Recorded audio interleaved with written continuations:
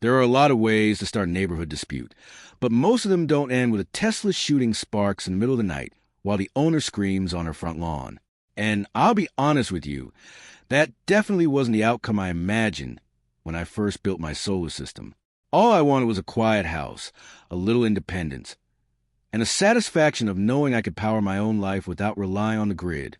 But sometimes, the moment you build something good, somebody else decides it belongs to them.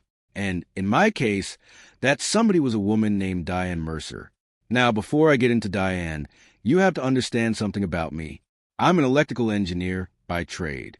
Been doing it close to 20 years now. Industrial systems mostly. Power distribution, control panels. The kind of work where one wrong calculation can shut down an entire factory floor. I'm not the loudest guy in the room. Never have been.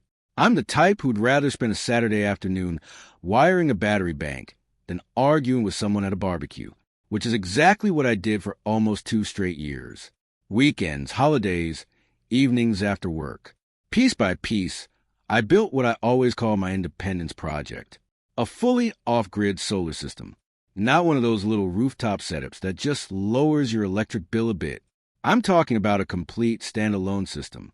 Solar array on the roof and back shed, 3 battery banks in the garage, custom inverters, manual transfer panels.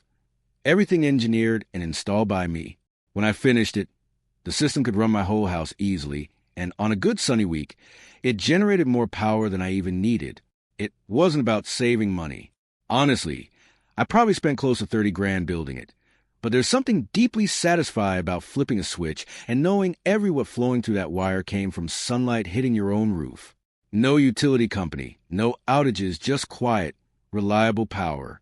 I even installed an outdoor charging port beside my driveway so I could plug in my pickup's battery system and any tools I needed.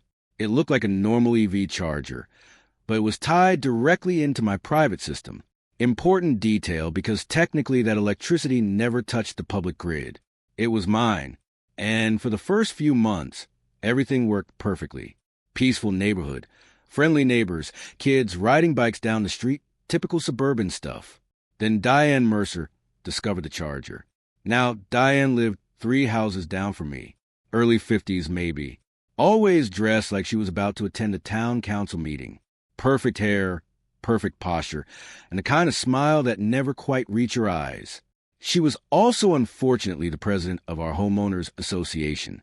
Technically, she was voted in, but from what I heard around the neighborhood, nobody else actually wanted the job. So Diane took it and treated it like she'd just been sworn in as mayor.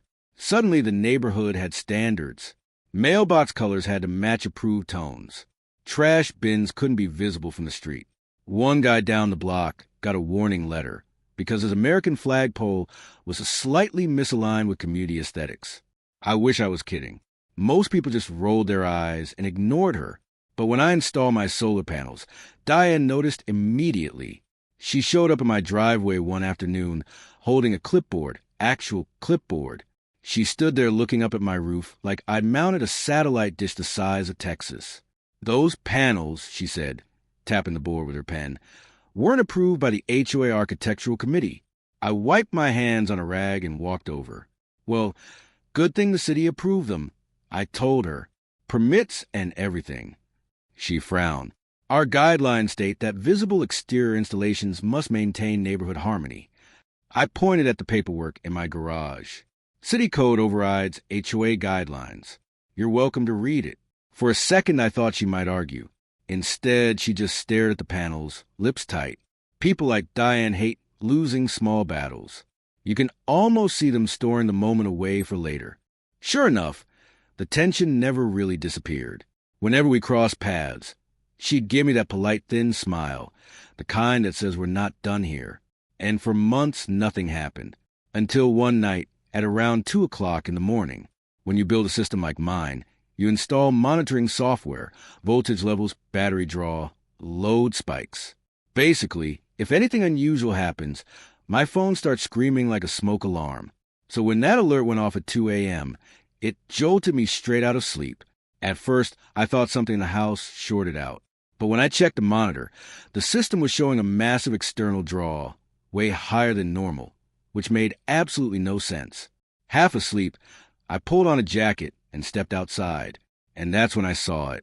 Parked beside my driveway, glowing faintly under the streetlight, was a silver Tesla Model Y charging from my outlet. And standing beside it, arms folded like she owned the place, was Diane Mercer. I just stood there for a second trying to process the scene. "Diane," I finally said, "what exactly are you doing?" She looked over at me like nothing about the situation was strange. "Oh, good," she said. "You're up." Then she gestured toward the charger. "You weren't using it overnight, so I figured it wouldn't hurt." I blinked. "You figure what wouldn't hurt?" She smiled, that same tight HOA smile. "Borrowing a little electricity." Now, at this point, I honestly thought she was joking. I laughed once. She didn't. And suddenly I realized she was completely serious. That was the moment I understood something important about Diane Mercer. She genuinely believed the rules that applied to everyone else didn't apply to her. And standing there in the dark, watching my system quietly pumping power into her car, I had the strangest feeling the situation wasn't going to end with a polite conversation. It was going to turn into a war. And the crazy part is that night was only the beginning, because when I checked my system logs the next morning, I realized Diane hadn't just borrowed electricity once. She'd been doing it for weeks. And that discovery changed everything. The next morning I made coffee, sat down at my workbench in the garage, and opened the system logs. At first I was just curious. I figured maybe Diane had plugged in once before, and I hadn't noticed, maybe twice. But the numbers on the screen told a very different story. Every night for almost 3 weeks, there were these identical spikes in power usage, always starting somewhere between midnight and 2 o'clock in the morning, always lasting 3 to 4 hours, always pulling enough energy to charge most of an electric vehicle battery.